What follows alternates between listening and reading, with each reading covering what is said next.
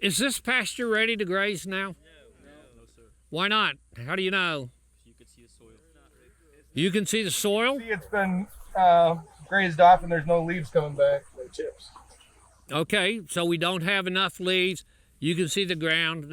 That's an appropriate answer for this situation is no, it's not ready.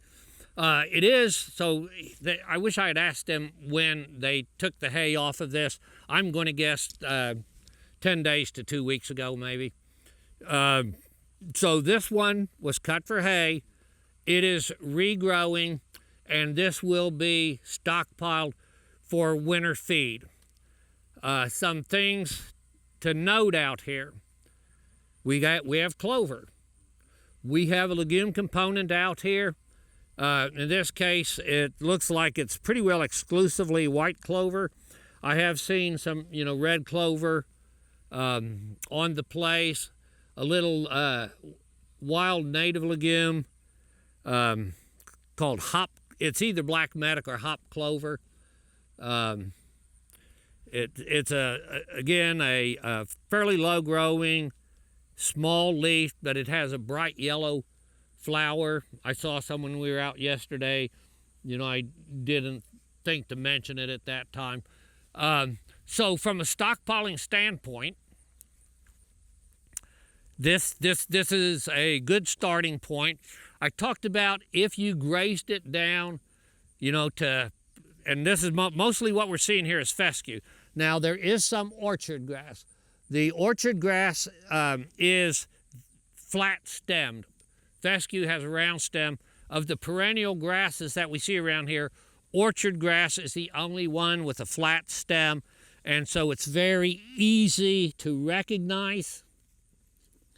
And it's the one that's out here that almost has a little bit of a bluish color to it. And if you pick a piece of it, you'll see the stem is flat rather than round. That's orchard grass. And if you look at it, you'll say, it almost looks to me like that orchard grass is growing back faster than the fescue. And yes, it is. That is the normal response. This orchard grass is going to be a nice component to have in the stockpile, come winter.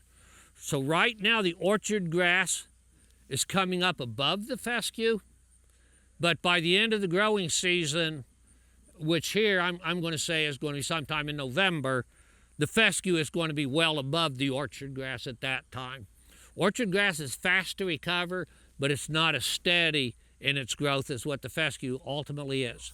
So his cutting of this is about the right timing. The timing's, it's very good. The timing that he's taking this hay is very good. It could have gone, as late as the end of this month, 1st of September, and probably been all right. But this is going to be real good. So in this area, you should be chopped down to this to start stockpiling, or lower even. This is very appropriate. If you looked at where they have down hay, it looks like they're cutting it at about a 3 to 4 inch stubble height. And for starting a stockpile, if it were in the summertime and I was expecting to graze the regrowth during the active growing season, then I would have liked to have left, 4 or 5 plus inches out there to get rapid recovery so that I could get another grazing cycle in on there. But starting the stockpile, because I know I'm going to have enough time to just let it grow and recover, will take it shorter, and part of that is to get dead standing material out of it, because that makes for less palatable, less desirable grazing in the wintertime when they come to it.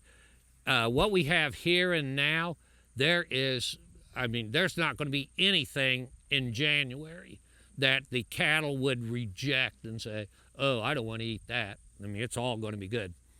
If you look at the color of this grass, what do you think about the color of this grass? Looks pretty good, Oscar says. It's green. Tasty. Yeah, it's green, it's not yellow. Some of the tips and stuff are yellow, but by and large, it's got a nice color to it. That tells us that we have adequate nitrogen in the soil to get this growing. The white clover out here is fixing nitrogen, has been fixing nitrogen all summer. So we have nitrogen from that source. When I was here at Polyface the last time, I think it was 3 years ago, in this field, it was covered with chicken tractors.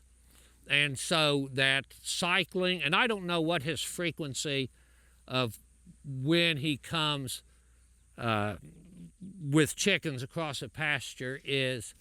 Behind the cows. Well, not every acre, not every year. Yeah, and and a lot of times that's layers behind there. And it is the broilers that really put a lot of manure and fertility down. Hens are nice. The hens are more for sanitizing the pasture. Broilers are for enriching the pastures. So I'm not sure when the last time chickens went across here, but he's been doing this for so many years, and he has built the organic matter and the biology in the soil that there is always a pool of nitrogen here. He's going to grow good stockpile and never uses any commercial fertilizer. This is where you want to end up being, and if you choose to have the diversity of enterprises with chickens, that's great, but at the minimum, you want at least this amount of clover in your pastures. And I say clover, but it could be some other legume more appropriate to your particular location, bird's foot trefoil,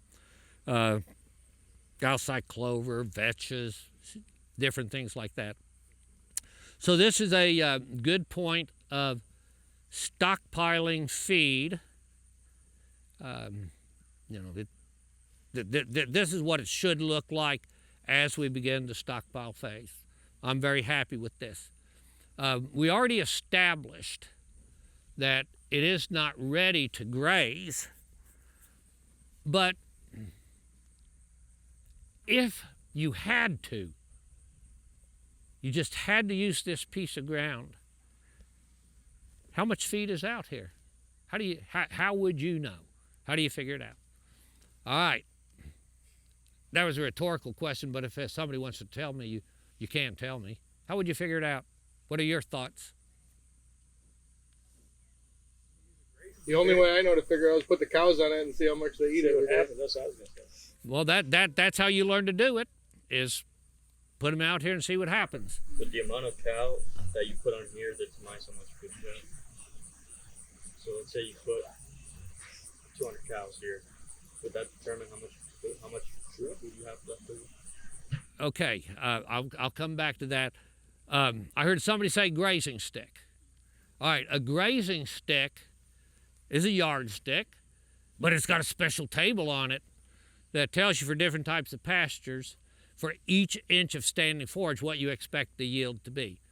The grazing stick was created and is calibrated to putting down one of these frames, clipping the grass out of that, weighing it, drying it, weighing it again, and going through the calculation from that 1 square foot or that 2 square foot quadrat, whatever it was, extrapolating from that and the number of grams that you clipped off of there, what the yield is. That's the technique that, I said, if we can get our standard error down to less than 10%, we feel very good about what we're doing. Usually we talk about standard errors 10 to 15%. If we're less than 10%, that's great. So we do that with a quadrat and clippers and scales and drying ovens and lots of student help. It's expensive and it's tedious. Okay. The grazing stick. Eventually, we started before we clipped the quadrat, and I personally have cut tens of thousands of those. I have made other people cut hundreds of thousands of those. And eventually we figured out, hey, why don't we stick a yardstick in that, see how tall it is, and see if there's a relationship between how tall it is and how much of it there is. And it's amazing. The taller it is, the more of it is. Within the context of what is the stand density and what is the composition of the pasture. If you use the stick properly, just the way it's designed to, and you can recognize what the stand density is, and you know the composition of the pasture, you can estimate with 10 to 15% standard error what's out there. We also have devices called rising plates, or falling plates, or disc meters, or capacitance meters. Every one of those tools is calibrated back to clipping quadrats. And if you do all of them right, generally you'll be at 10 to 15% standard error. Okay, so that's kind of the benchmark of the tools that we use. Now, you said if I put 200 cows out here, will I know what the yield is? Yes. Okay, 200 cows on grass like this, it's going to be a bad outcome, I can tell you that. Oh, yeah. All right. It would. Okay, but the way you do it is, and we were actually going to move over into some taller grass to do that.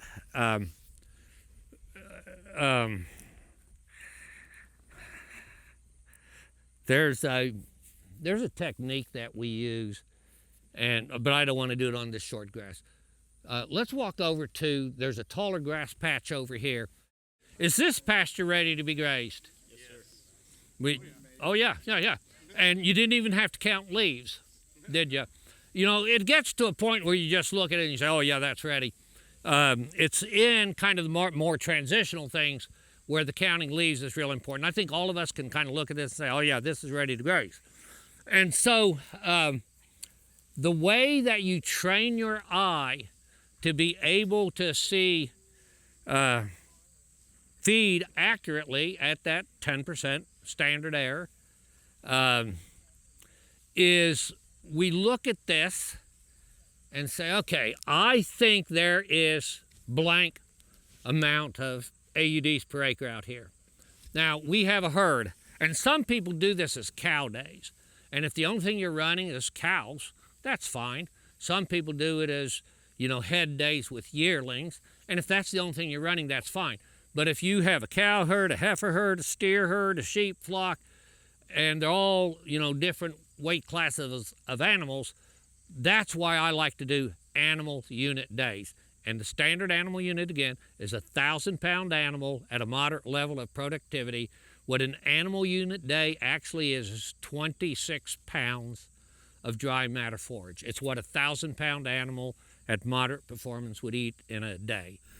I'm Joel Salatin, editor of Stockman Grass Farmer. Thank you for watching this Stockman Grass Farmer video, where grass farming is celebrated for its possibilities and opportunities. You'll find more at the links here to find additional material in our library. You can see a lot of different videos and enjoy learning more about grass farming. We look forward to visiting with you more and more here as you make Stockman Grass Farmer part of your video portfolio.